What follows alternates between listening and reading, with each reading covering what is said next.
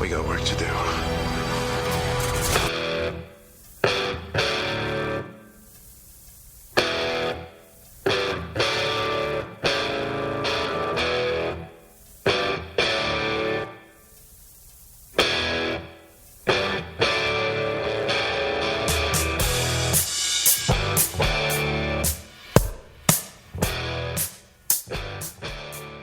Welcome to Highway to Hell, a supernatural podcast. I'm Kristen.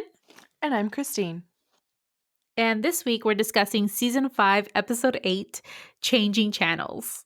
Yay! Yay! Which I think I had talked about this episode before, or like, at least in this season made mention, like, dude, Changing Channels is coming up. Like, You definitely did. I hyped You it hyped up. it. Mm-hmm. And I hope the hype lived up to its name. Like, It definitely did for me.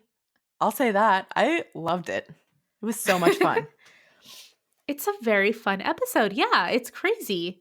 Um, you guys should remember this episode, but if you don't, it's the one where Dean and Sam are thrown into an alternate universe by the Trickster, where they are characters in different TV series.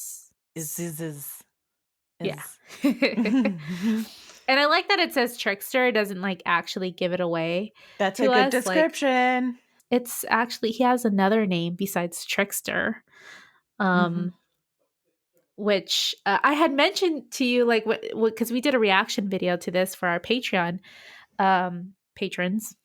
And I was so nervous during the convention because Richard Spate Jr. is, he's like literally listed as Trickster / Gabriel on everything. And I didn't notice. Or I just don't remember. I told Kristen I like really tried to block everything out of my head from that I didn't know. There were a couple things I can't forget, but for the most part I was like, okay, that's over. Forget it all ever happened, just wipe it from your memory. Yeah. I think you've done a good job of that, because I think I've even mentioned some stuff and you're like, what? Like, did we learn about that? I'm like, oh, no. No, we didn't. Just kidding. What are you talking about? Right. So, yeah, dude, like, big episode. Not only is it hilarious and just so memorable, because hilarity ensues, but also we find out the Trickster is actually Gabriel, the Archangel. The Archangel! So this is the first time we're seeing an Archangel, right? Yep. Like, well, yeah. Is Raphael an Archangel? Oh, yeah, he is. JK. He is. We saw him the first briefly. one, I guess.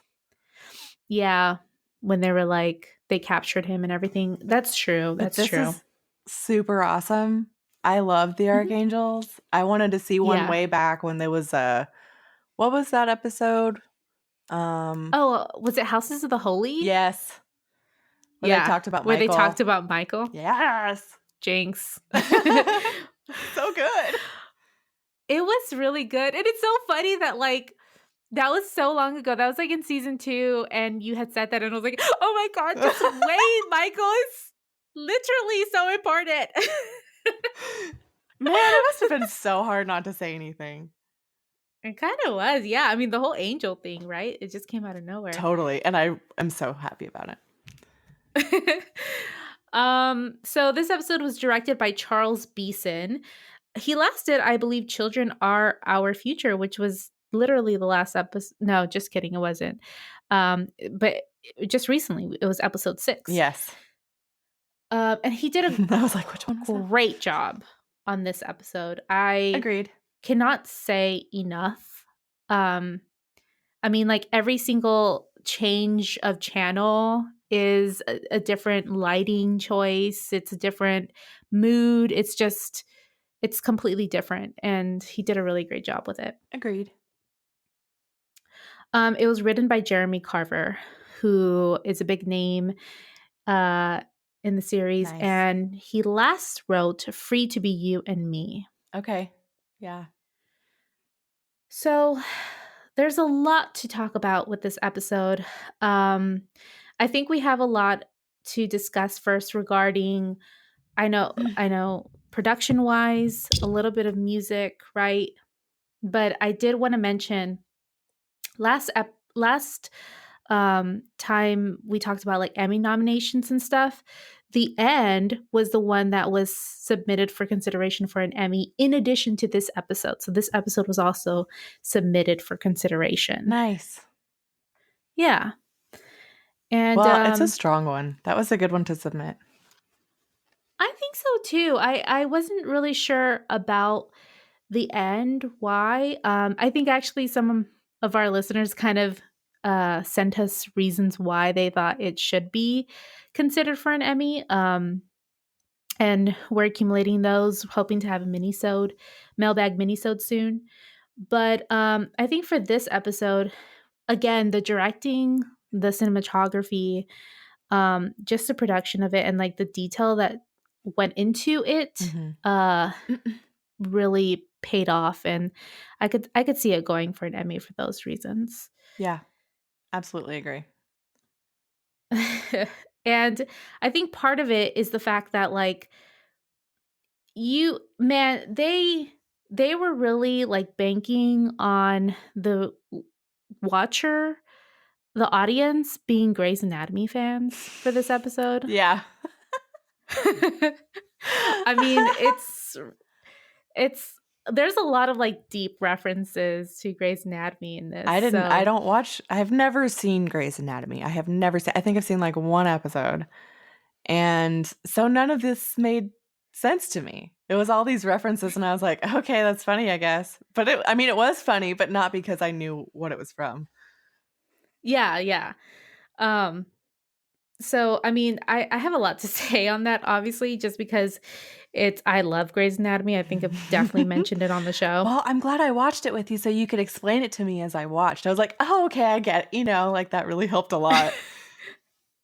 Yeah. And they have like things from the hospital in this episode is called Seattle Mercy Hospital. In Grey's Anatomy, it's called Seattle Grace Hospital. Um, the main character, well, the main male lead of that show, Dr. Derek Shepard, played by Patrick Dempsey, he's nicknamed McDreamy, so they all call him McDreamy. Of course, it's a little like exaggerated here. Dr. Sexy MD. Just a little exaggerated. It's Dr. Which is Sexy. pretty great. Oh, Dr. Sexy. And everybody calls him that. Yeah, that's his name. And of course, like everything is so melodramatic, like just incredibly dramatic. The way they talk. Oh, you're brilliant. You know that. You're brilliant, coward. I don't know if it's quite as heavy-handed in Grey's Anatomy, but that could be my bias. It may be. At least you can admit that. I don't know. I have to watch it to see. Maybe it's not. I don't know. But I know that there was some music that you kind of want to gloss over, and I had some notes about it too. Yeah, sure. So I did just want to gloss over because they'd had a lot of songs in this episode, but none of them are by well-known artists. The most notable thing on the playlist for this episode was the Knight Rider theme song. Oh, right. Because a lot of people know that. Yeah. So there's that one, and then a song called Together by Jay Gruska, which is the opening credits to the episode. It was like the sitcom theme at the beginning. Oh. Yeah. A song called Move You and another one called Not a Through Street, both by Anya Marina. That sounds that sounds like Grey's Anatomy type music right there. It was Anya Marina. I think it totally was because it was, I think, playing in the scenes. In the hospital scenes. That's so funny. Yes, exactly. One is played while Dean watches Dr. Sexy MD. So when he's watching the show. And then when they're in it is the other song by her. So, like, What? my note kind of relates to that in that Grey's Anatomy is really known for its use of indie pop music, like just music in general. Like there's an actual musical episode of Grey's Anatomy Wow. um that has like, was it Snow Patrol? Like that's the What? one song I think I remember from that musical. Yeah, That's like it's a great super relevant. I know. It's a great episode. Wow, that's But fucking weird. and each episode is actually named after a song. So all of Grey's Anatomy's, you know, episode titles are named after a Are they all song. like contemporary Um songs like that too? I think so. I think most of them are. That's Yeah. wow, that's amazing. I've never known that. And that really like changes the way I think about this show for some reason. It makes it more lame or like I can't decide. Is it more lame or less lame? Gotta experience it. I have to know what they're referencing. Be a snob about it. yeah, I know. I gotta look up which kind of songs they've Oh used. man.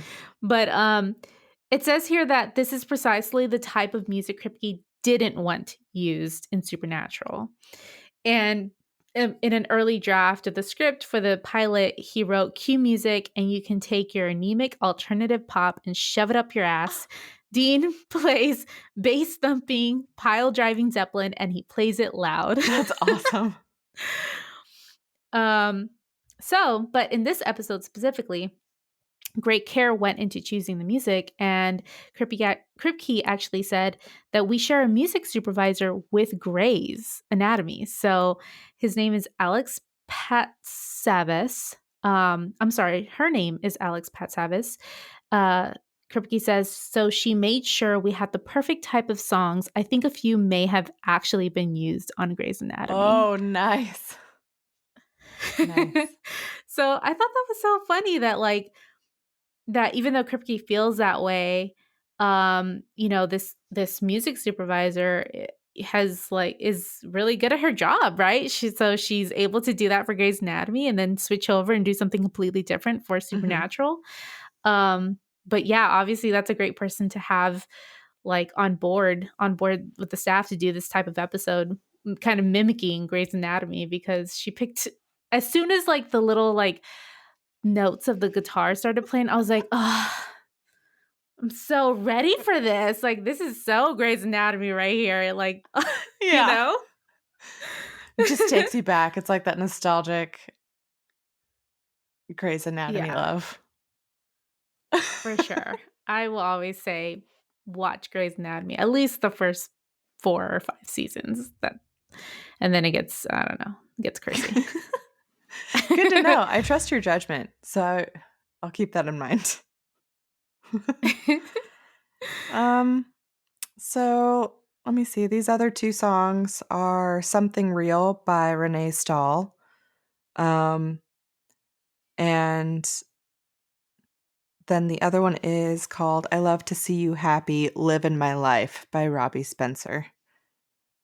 And that's the real kind of like bow chicka wow wow song that plays when Sam is doing surgery. Oh.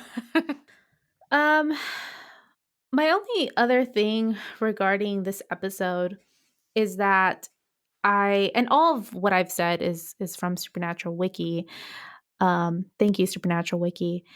But this other interesting fact is that, like, on LiveJournal, some user started this changing channels meme, but not like the meme that we know of today.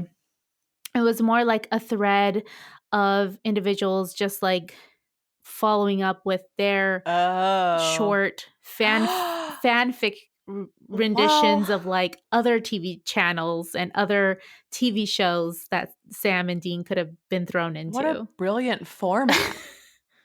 That's the perfect short story format. For sure.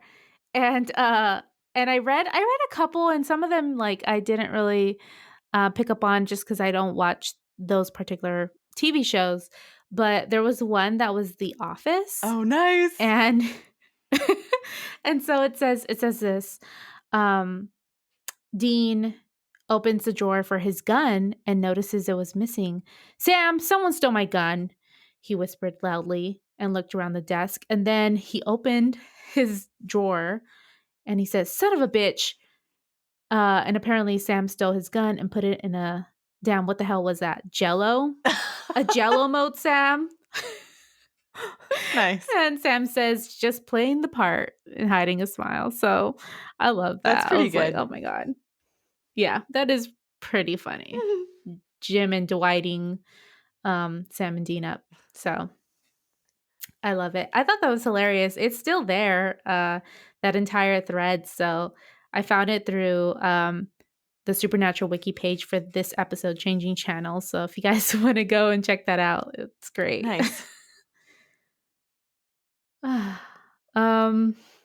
Okay. So I think that's all I had.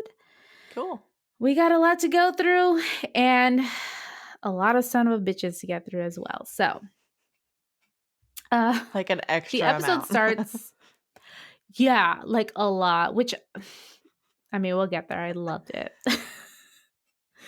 Okay, so in the then segment, Sam set Lucifer free.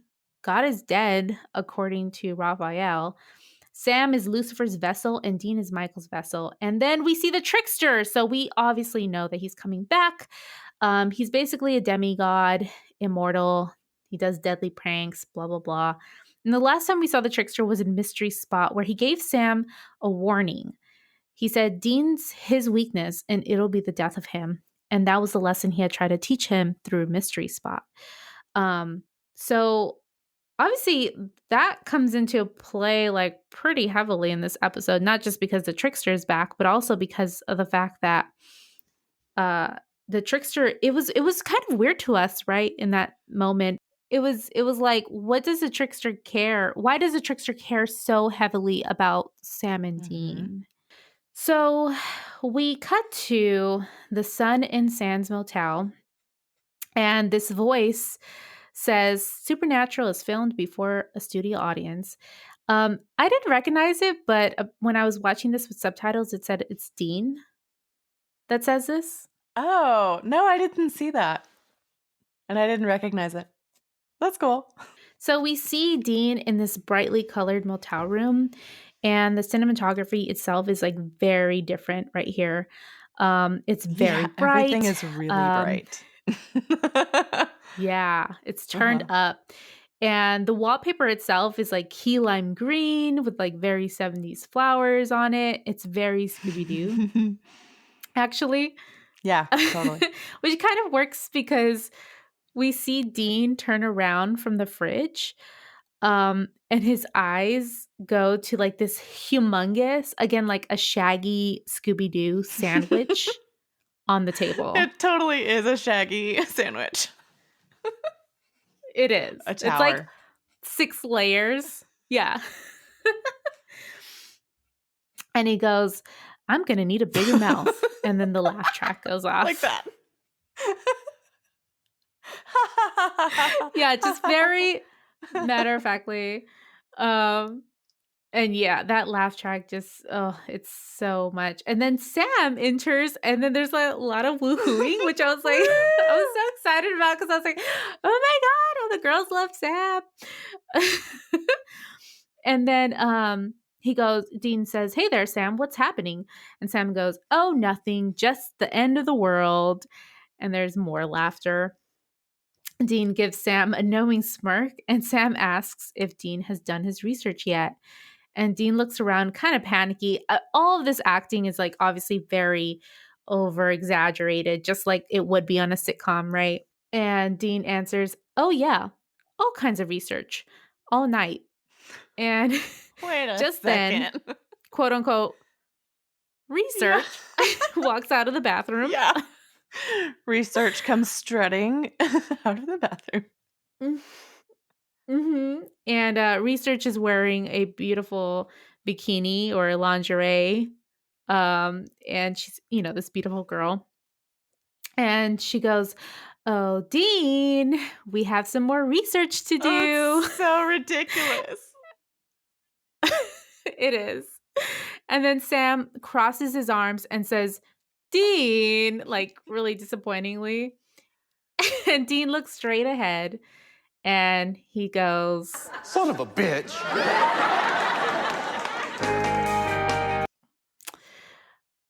it's heavy. Like it's just so hilarious. And it makes me think of like the fact that you know, when we were kind of still starting the podcast and I was like, guys, I think we should count the son of a bitches because this really becomes Dean's Thing. catchphrase in a way that yeah, his thing in a way that's even like mimicked in a particular episode. And it was this episode that like I thought of because it's literally like used as his catchphrase, you know? It's like Yeah, totally. Because he says it in every situation, right? and it's just I mean, it's just so funny the way Son of a bitch. Such a like different way. He would never normally say it like that. No, he wouldn't.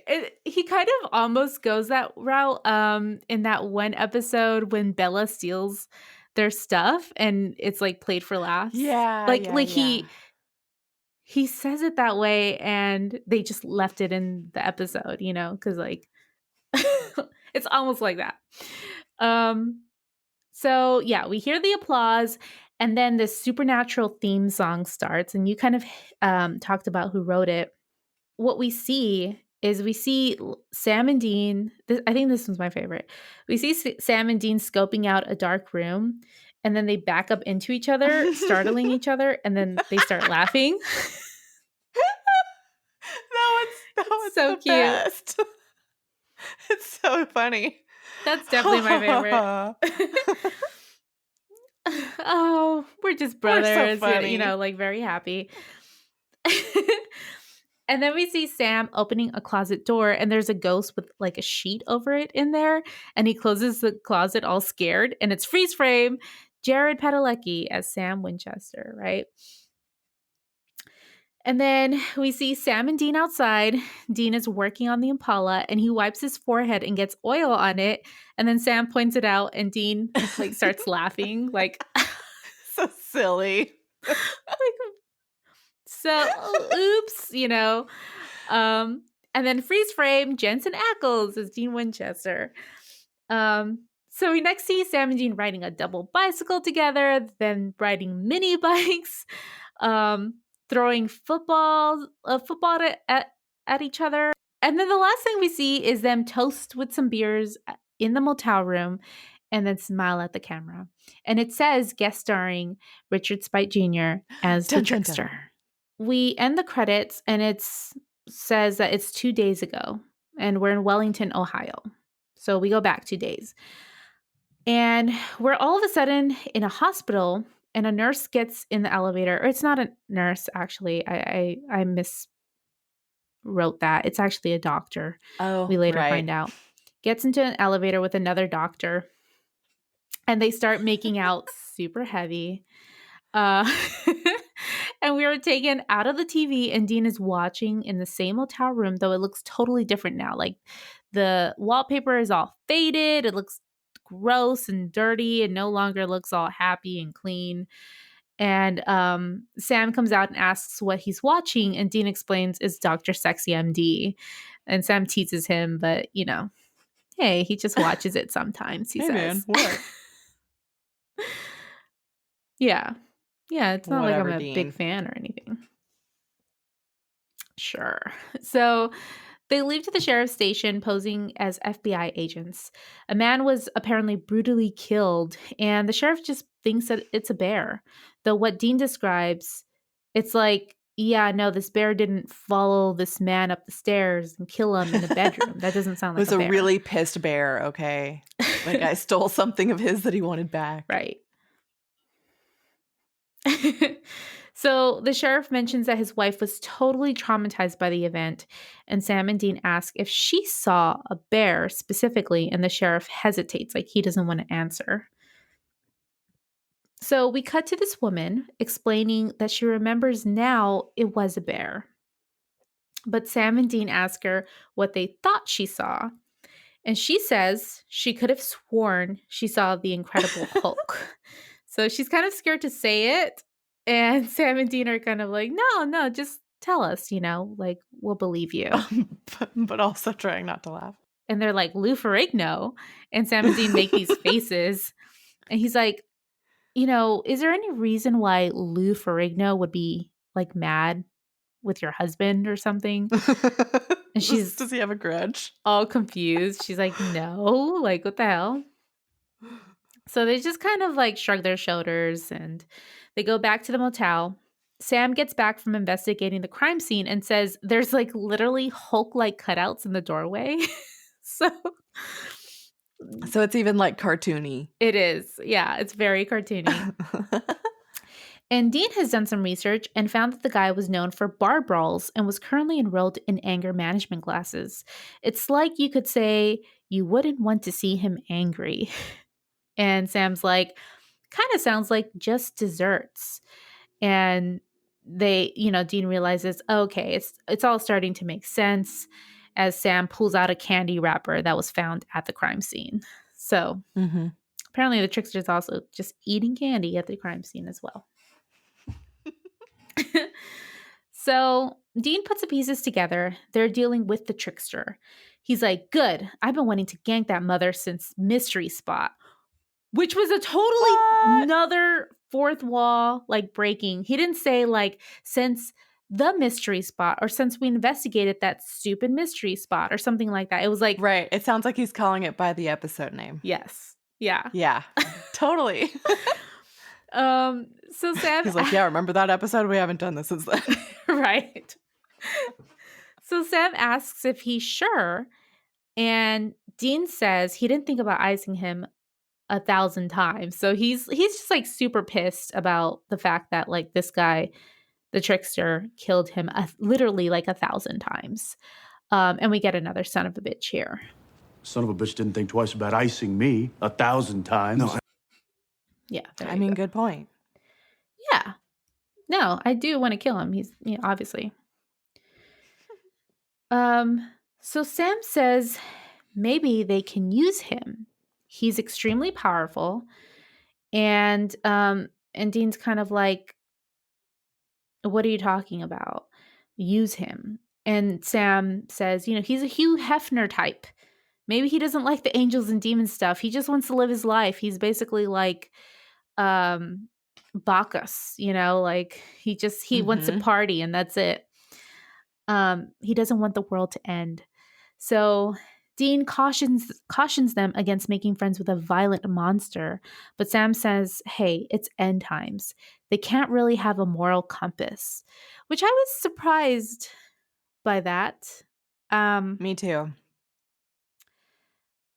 Yeah, especially after that's not how... the events of season 4, like... Yeah, they haven't really been operating that way at all.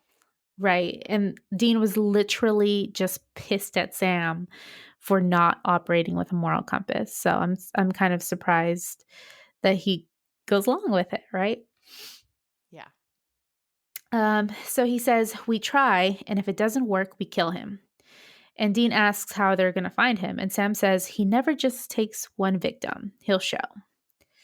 So later, Sam and Dean are sitting in the motel room. Dean is sharpening some stakes up.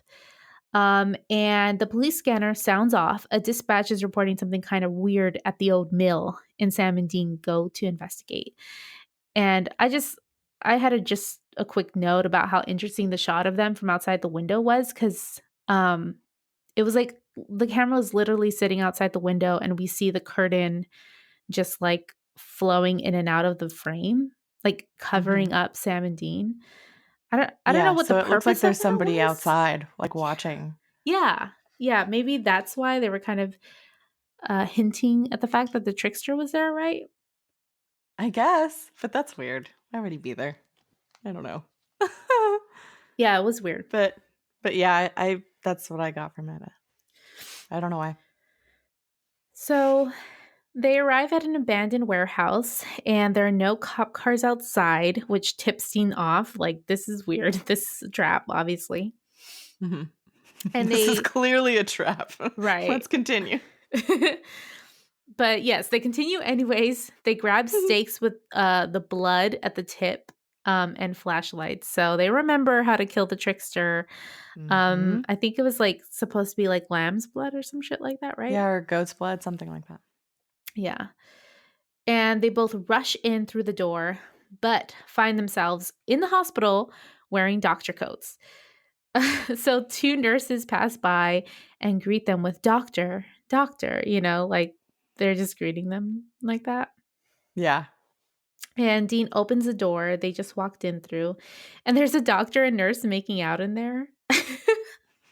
It's so blatant. It's just like, Which is like, it's so Grey's Anatomy. Yes, there would definitely be a couple in there making out. oh my God. Mm-hmm. And Sam and Dean are kind of confused. They walk a little bit through the hospital, and the same woman who was making out with Dr. Sexy MD on the TV walks up to Sam and slaps him like really hard. Yeah. And he's like, "What the fuck?" And she's like, "You're brilliant, but you're a coward, a brilliant coward."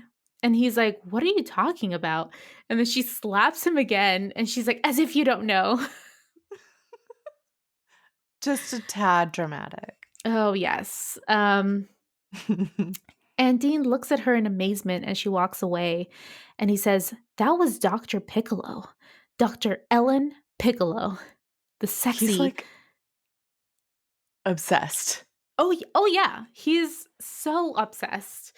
He knows Totally everything obsessed. about these characters. And he calls her the sexy yet earnest doctor. Yet earnest. I was like, what was the rest of that line? I don't know what that means, like earnest. Earnest so for good, what? though. Ooh. And as far as her name goes, because she's supposed to be Meredith Grey, I think, who's played by Ellen Pompeo. So Ellen Piccolo. There you go. Although I wouldn't describe her as sexy yet earnest. I would describe her as like a bitch, but like in a good way. Yeah, nice. And he looks at a sign over the nurse's desk, which reads Seattle Mercy Hospital. And Sam's like, "What the fuck is this?" And he's like, "Dude, we're in Dr. Sexy MD." He's so excited. He's so excited. So they walk around the hospital and they realize that the trickster trapped them in TV land. That's what Sam can come up with. And it makes sense. It's basically what happened. Yeah, that's an apt description. But, speaking of Dean being super excited, another woman passes by and Dean drops his voice like really low. And he goes, "There goes Dr. Wang, the sexy but arrogant heart surgeon." Which is a very accurate description and Christina is my favorite character. That's who that's supposed to be. Awesome. So Dr. Wang heads down the hall and out of sight, and a man in a robe sits on a gurney looking extremely sad. And Dean says, "There's Johnny Drake. Oh, he's not even alive. He's a ghost in the mind of," and he like trails off. And then a woman walks up to him, to Johnny Drake, and he goes, "Of her, the sexy but neurotic doctor over there." And Sam is like, "This show has ghosts?" And Dean is like, "Yeah, it is compelling." My note on that is it's not. It's literally the worst thing that ever happens on the show. But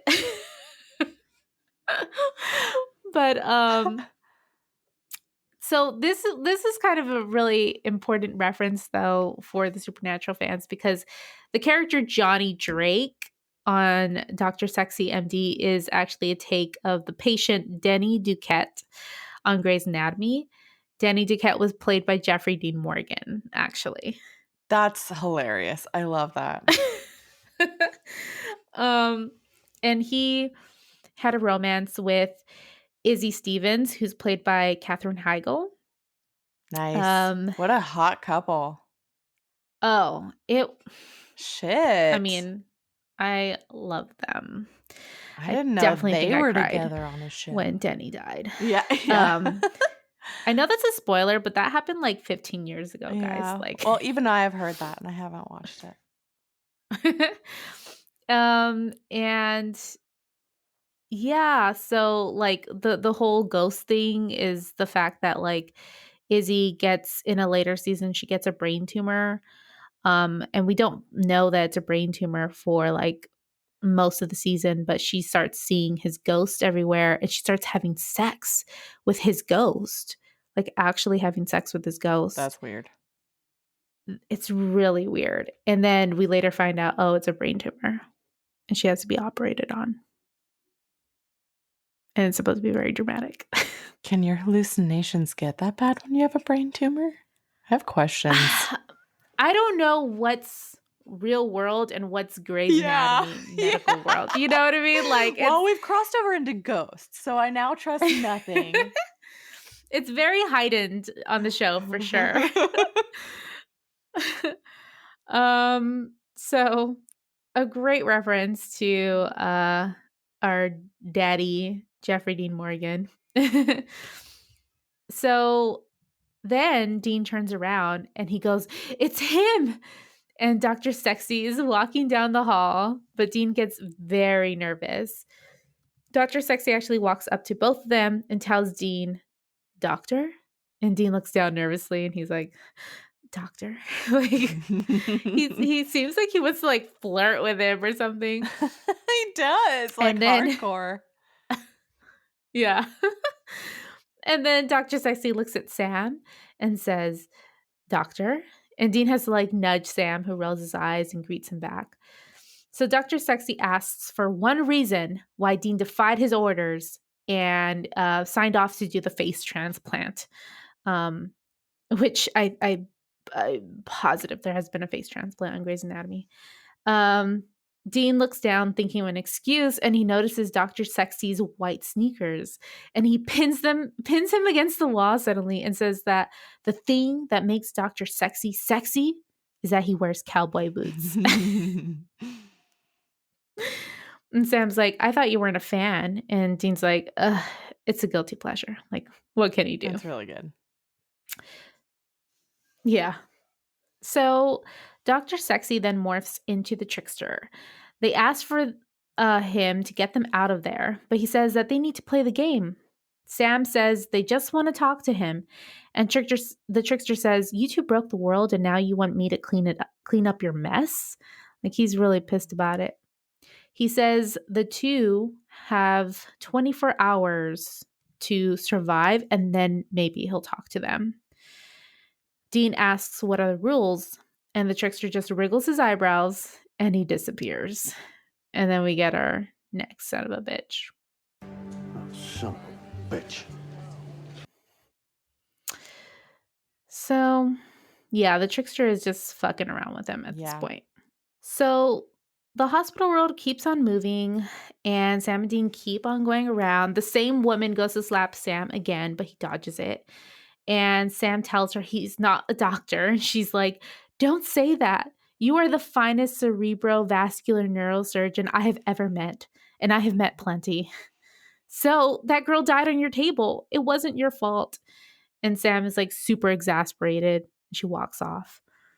And at this point, Dean is super just annoyed with it as well, because a man goes up to the two of them and he tells Dean that his wife needs that face transplant.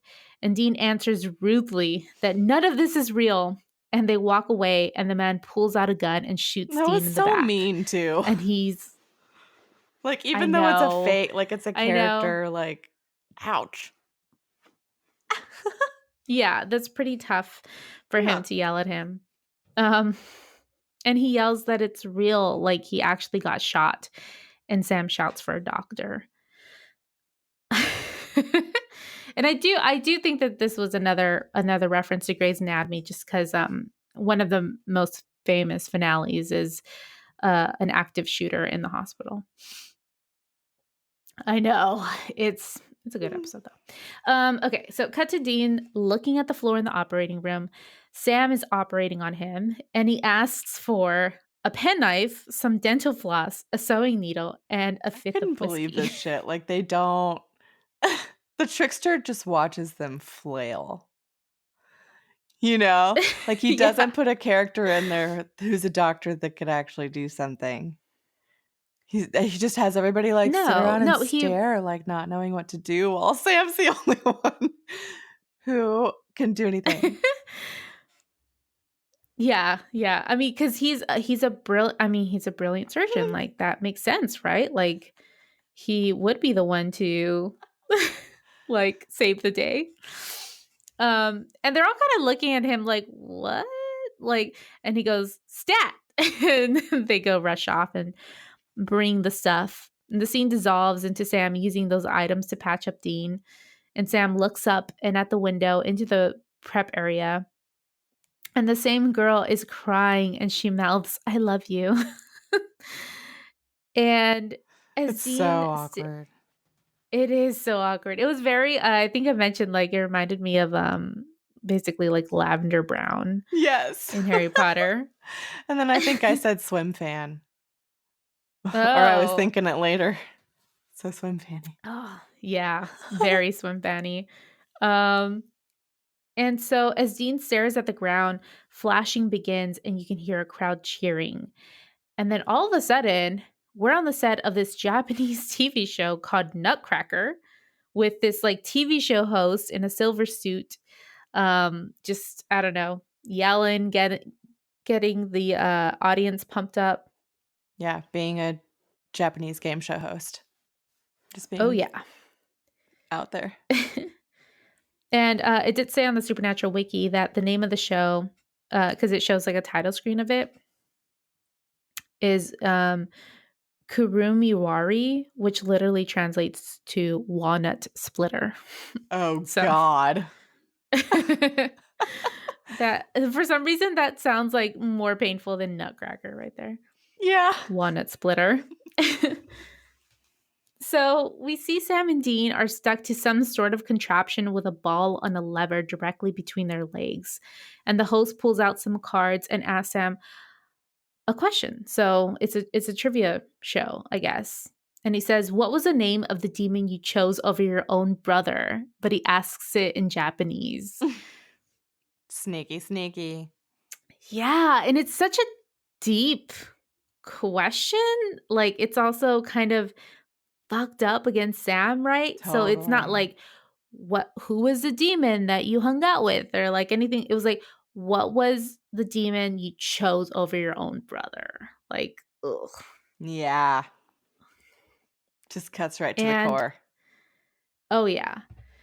And Sam tries to explain he doesn't know Japanese, but the timer runs out and the host answers and yells out, Ruby!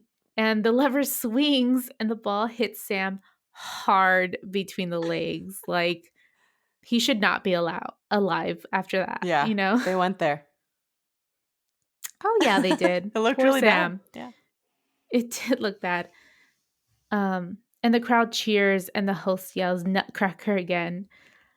And then we do this little commercial break thing where like one of the girls is holding up some dried shrimp chips, which kind of look delicious to me. I don't know. I think I've Is it tried just them me? before. I think I didn't like them. I've seen them before. But you should try them. And I haven't tried them. I will definitely do that. You should. But we see Dean and Sam, they're kind of like what the hell? Like, what's going on? You know, they're kind of panicking. Dean looks at his own lever between his legs and he cringes. And just then there's some flashing and the doors open and out comes Castiel looking very serious.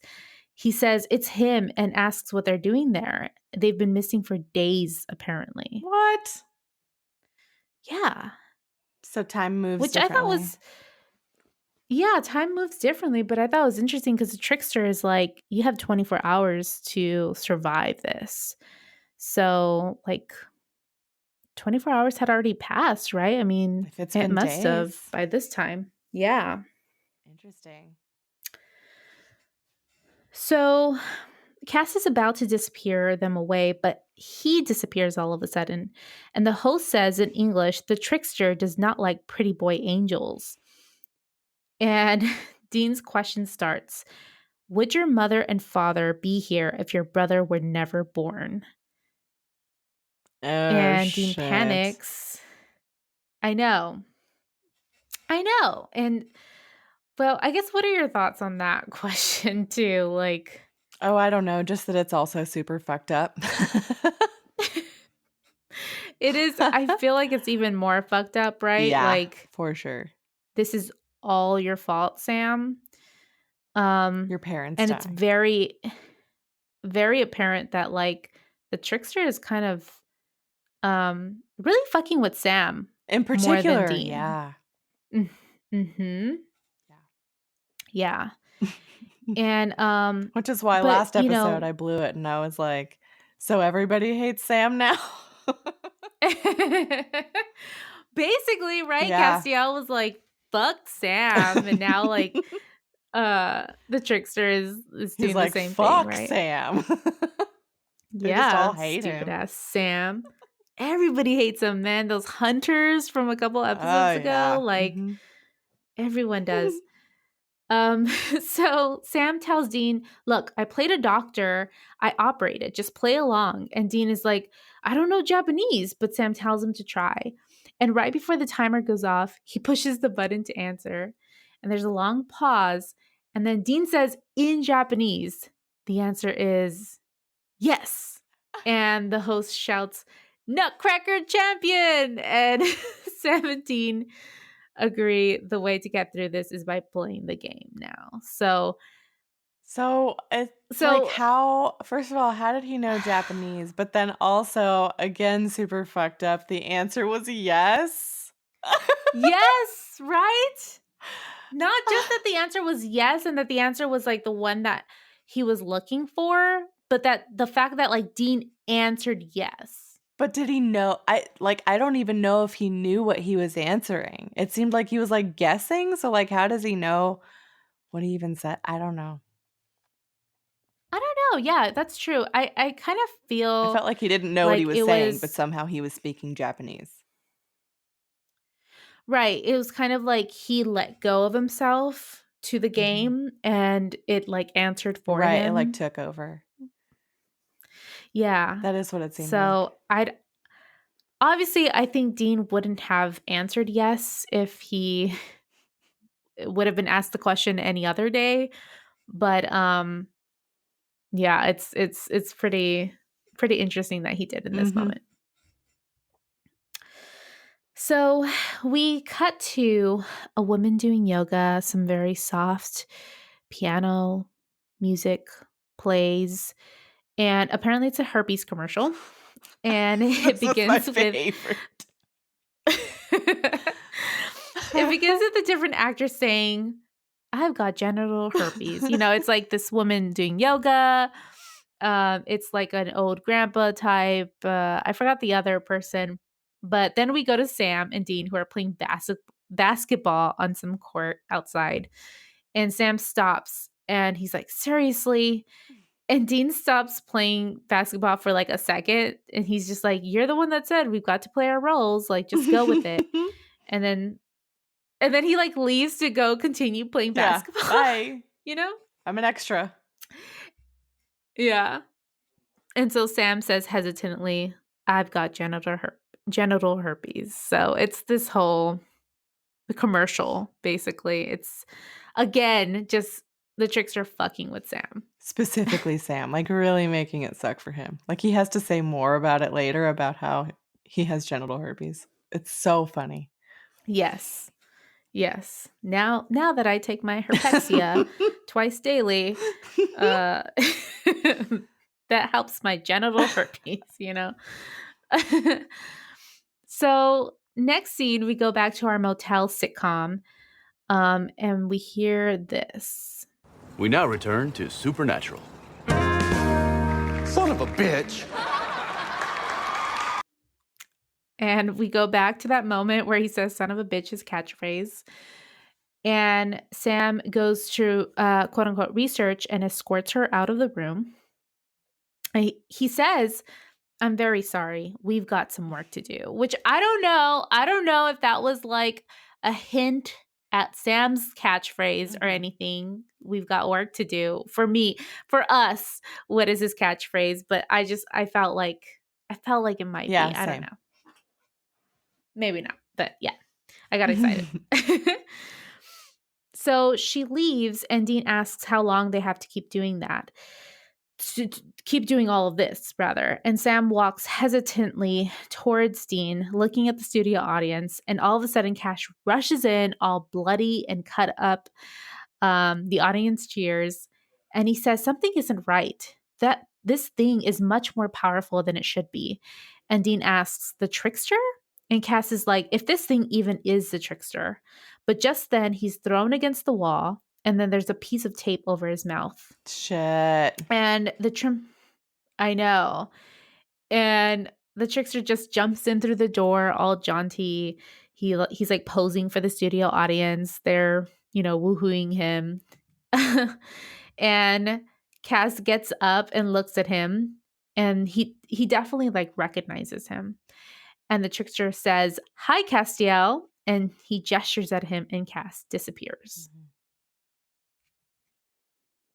Very interesting. So Dean goes up to the Trickster and tells him that he gets it. Playing our roles, that's the game. But the Trickster says it's half the game. The other half is playing the roles out there. Sam starring as Lucifer, Dean starring as Michael, your celebrity deathmatch. And they're like, "Dude, we do that, the world will end. Like, we can't do it." And I think Sam says that, and the Trickster looks at him and he's like, "Yeah, and whose fault is that? Who popped Lucifer out the box?" Yeah. So, He's just acting mad about again, just about all that. super mad about it. But again, just like blaming Sam about That's it. harsh. And the Trickster says with like a lot of anger in his eyes at Sam that, and Dean asks, "God or Lucifer, which side are you on?" And the Trickster says he doesn't answer to any of those SOBs.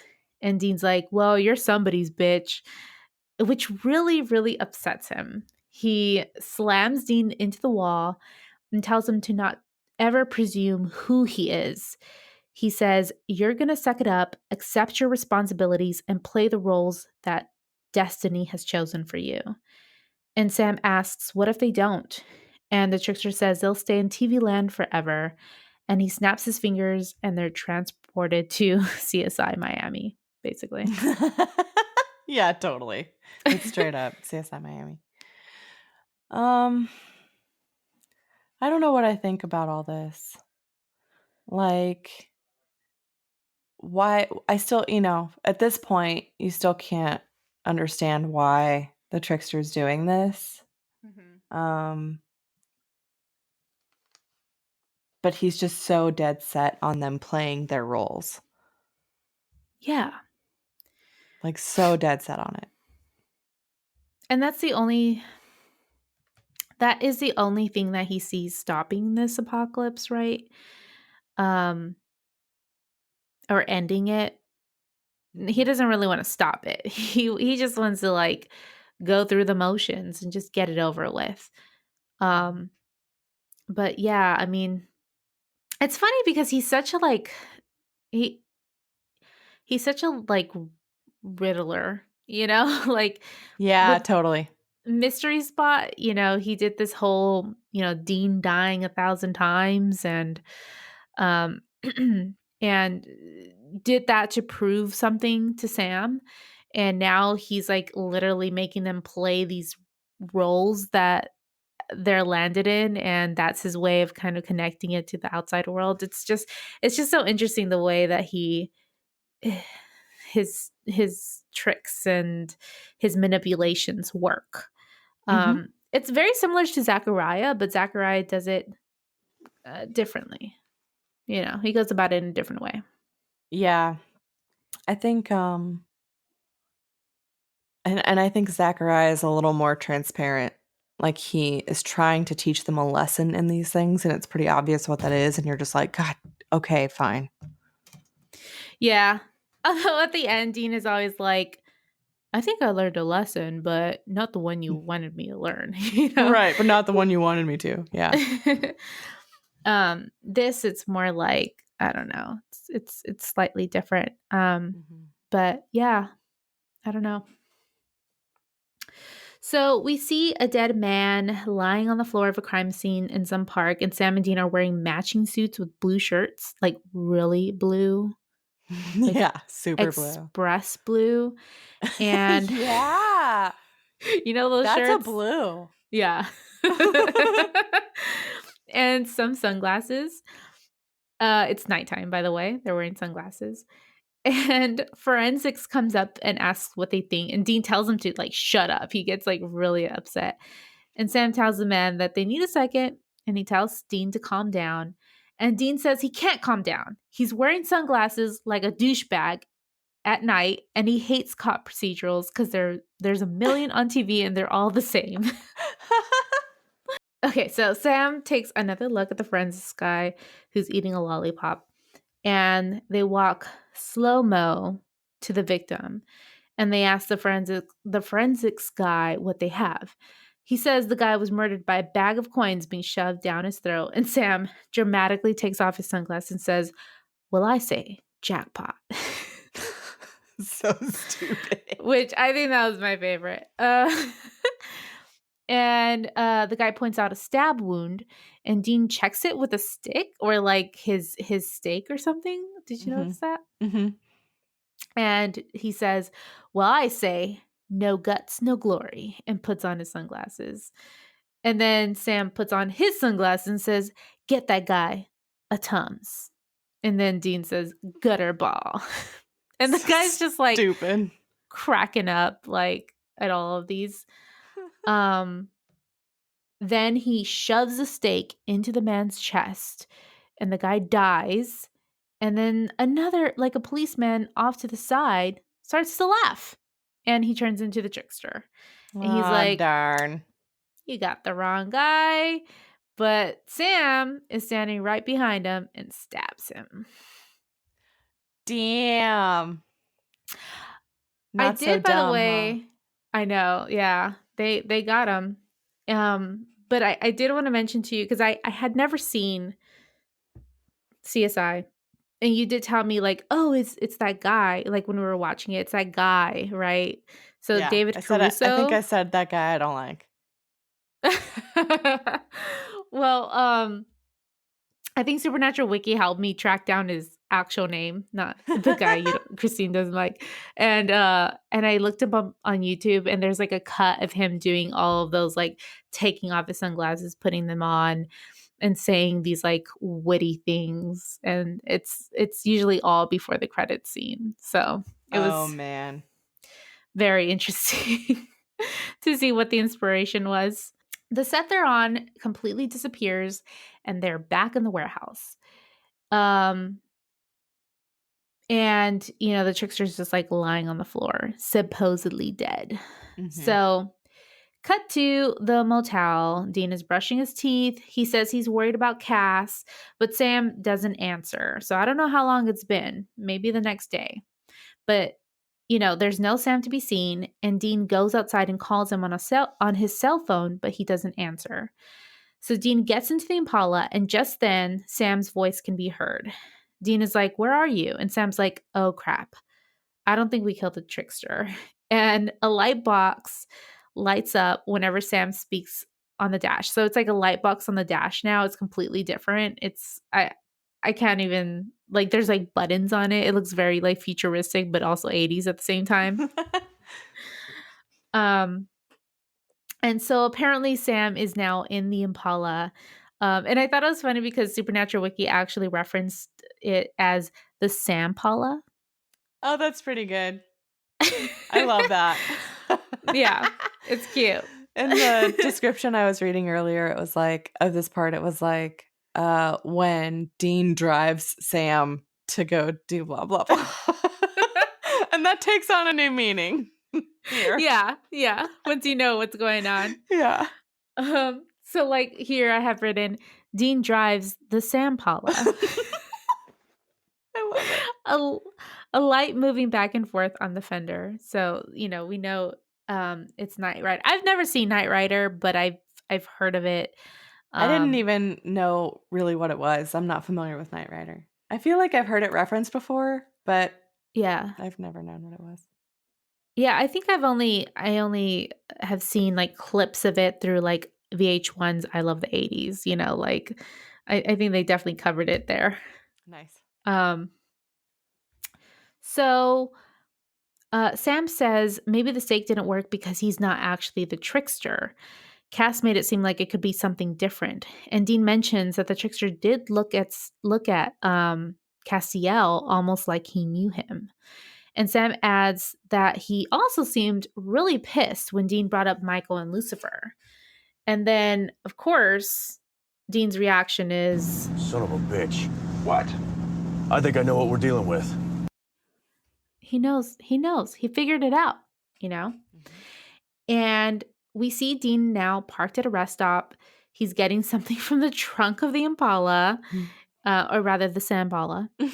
And Sam says that he's very uncomfortable. Like, that here he says something like, that tickles or something like that. Yeah. I don't know, something ridiculous like that. Mm-hmm.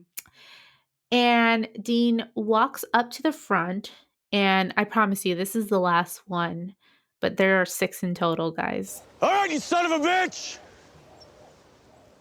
Uncle!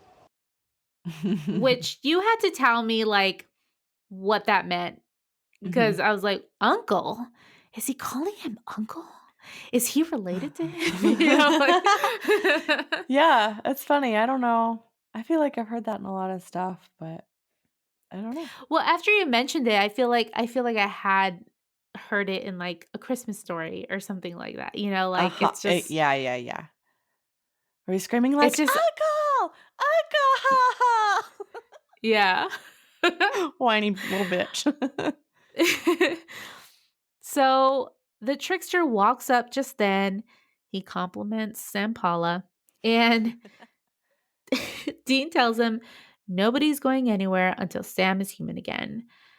And the trickster does make a joke like, what's the difference? Satan is going to ride him one way or another. Ooh. Yeah. But Dean, is like, no, change Sam. So after a snap of his finger, Sam gets out of the car in human form, and Dean asks why the stake didn't work. The trickster, just kind of is fucking around, but Sam, who's in on the plan, ignites a lighter and throws it on the holy circle Dean has created, trapping the trickster, quote unquote, the trickster. Yeah. And the scene disappears and they're back in the warehouse again. So the trickster looks around at the holy circle. He asks how they figured it out. And they're like, nobody gets the jump on Cass. And also, it's kind of how he talked about Armageddon. Dean says, take it from personal experience. Nobody gets that angry unless they're talking about family. And Sam, asks which one is he. And Gabriel looks at Sam and admits, Gabriel. Okay, I'm Gabriel, he says. Oh, shit. Mm-hmm. I was so excited. I know. I was so very excited. And Sam confirms, like, Gabriel, like, as in the archangel Gabriel. And he's like, yep. So they ask him, how did he get to be the trickster? And he says it was his own personal witness protection program. And they're like, why didn't your dad, God, do something about that? But he says Daddy doesn't say anything about anything. And Gabriel apparently couldn't bear it seeing his brothers tear at each other, so he left. He now wants it to be over. He doesn't care if it's heaven or hell that wins. He just wants the apocalypse and the war to stop. And he says, it's not about a war. Like, it's not an actual battle. It's just about 2 brothers that loved each other and betrayed each other. And he's like, why do you think you 2 are the vessels? Michael, the big brother, loyal to his father, he gestures at Dean, and Lucifer, he gestures at Sam, the younger brother, rebellious against his dad. And one brother has to kill the other. It's the reason he took an interest in them so long ago. They knew it was going to end with them. And Dean's like, no, it's not going to happen. So let me interrupt you because I feel like, at the time when we watched this, he said that, and I was like, duh, like that totally makes sense. But, now I feel like that still doesn't explain it for us. Like, it just means what we already, they had kind of hinted at, which is like, as it is in heaven, so it shall be on earth. Whatever, like that relationship is in heaven or what's going on up there, like it's reflected in them on earth, but they don't tell us why still. And we still have this question hanging over us of like it's in their blood, and things like that. So it's interesting because he's like kind of telling them the story, but not. He's still keeping the whole lie from them. Yeah, I agree with you. Like, it doesn't actually answer the question of why Sam and Dean. And he's not answering that here. It's more like, it's almost like, I think that he's just saying it was you guys, but look at how you guys fit the roles already in the way you grew up, and the way your dynamic was with your dad. And so like it's kind of connecting it to what he's saying anyways, like you already fit the role, just continue to see, fit what's it funny is that no, play the that's part. true. I mean, maybe he's trying to convince them of that, like of them already fitting the role. But yeah, I guess the way I'm thinking about it now is like what the reason why, like whatever happened there happened to them specifically, and the reason that they are the way they are is because they were already chosen. It's not like their lives happened to be that way. They were like chosen, right. and they reflected on earth whatever their chosen situation. You know what I'm saying? Yes, yeah, but we still haven't gotten that answer as to like why they were Yeah. chosen. But yeah, I see what you're saying. Yeah, Like, what he's telling them is like, face it. yeah, face the Uh-huh. music. Because here's what it is. Here's the deal. No, but I totally agree with you. It is kind of a convoluted message because he does say that, like, why do you two think you're the vessels? Right before he goes into that. And it's like, well, that doesn't really tell us that. And he says, guys, I wish this were a TV show. Easy endings wrapped in a bow, but it's real and it's gonna Which be is messy. also a kind of funny fourth wall thing. It is. I It love is. that. It totally is. I loved it as well. So Dean tells Gabriel to bring Cass back or else they'll dunk him in some holy oil. And apparently, like, that's a legit threat because he snaps his finger and Cass appears. And Cass says, hello, Gabriel. And Gabriel asks how his search for Daddy is going. Let me guess, awful. And Dean says, they're out of there. And Gabriel's like, whoa, whoa, whoa, what the fuck? You're going to leave me in here forever? And Dean, as they're about to walk out, says no, since he doesn't screw with people like, Gabriel does.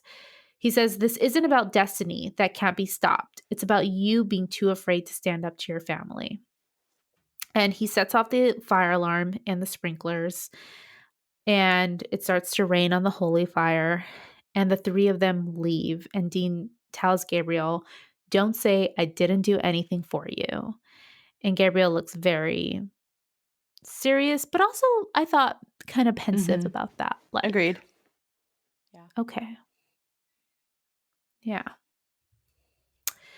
So outside, Dean asks Sam if he thinks it was the truth, and what do they do? Sam doesn't really have an answer there, but they both agree that they wish they were back on a TV show. Again, very You got your wish, guys. breaking the fourth wall there. Yeah, you are on a TV show. So that's how the episode ends. Yep. It's so good. Yeah, and we end it with no tears, but 6 son of a bitches, guys. That I don't think we're gonna get another episode that has that many son of a bitches. From Dean, at least, alone. Yeah, that's got to be a record. I did kind of forget to ask you this before, Christine, but do you have any thoughts on what might come of this? You can tell how I'm thinking about it. Like, I'm still just looking for answers to their origin, Mm-hmm. I did think about how Gabriel could come back, because I can tell we're not done with him. I don't know what's going to happen, but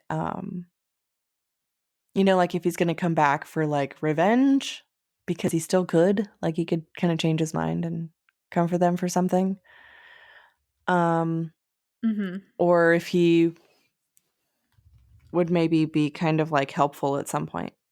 And it does still leave us with a lot of questions. What is, what you said, what is Gabriel's purpose now in this story, and what is he going to do now that he's encountered Sam and Dean, and Dean has hopefully maybe given him some more to think about.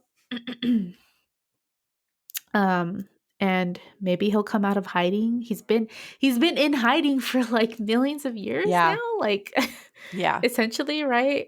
So we'll see how he does coming out of that. So I don't know about you, but I gave this episode a perfect score. I love this episode in every way.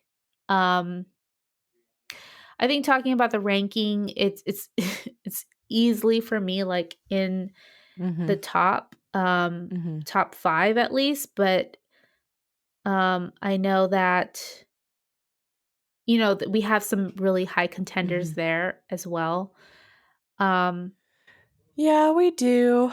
I mean, do you want to have that conversation? Well, I don't know. I thought about it at first. I was like, God, is it at the very top? But then I looked, right? I looked at Mystery Spot. I looked Lucifer Rising underneath it, Lazarus Rising, and the monster at the end of this book. And I don't necessarily see this one at the very top. I see it maybe underneath Lazarus Rising, which is number 3, or even underneath 4 if I'm really thinking about it. I don't know. I love this episode for what it does, but I think those episodes do more for the series in the long run and are more consequential. Yeah. Yeah, I mean, I could be convinced of it being above the monster at the end of this book, but that was also really important and done really well and very funny at times. What were you thinking? No, actually, if you had been open to talking about Mystery Spot, I was okay to go there, honestly. But I don't know. Because I could maybe make an argument for it being the new number 1. But knowing that these other episodes are potentially more important in the long run. It's like, well, then I would see it as the new. I was thinking the new number 4, but yeah, I could see that. I would be fine with that. Yeah, and I think it's only because I love this episode. I mean, it's definitely in my top 5, right? But and I think it's just so well done, so well written, so well acted by Sam and Dean. I mean, by Jensen and Jared, Sam and Dean, and Sam and Dean in Yes. their respective roles, right? I mean, if you think about it, like Jared and Jensen just did an amazing job getting into like sitcom Dean and all those funny Totally. roles. But yeah, I think it's a big revelation that it's Gabriel, and he is now kind of a major player, right? The Trickster was just kind of this one-off character before that just like reappeared for funsies every now and then. But it doesn't really do anything other than that. It's just an amazing episode. Yeah. So yeah, I feel comfortable with number 4 because Lazarus Rising, Lucifer Rising, those all they're kind of together in my mind. Do a lot more. So that means that Changing Channels is going in as a new number 4. This one's going in the trunk.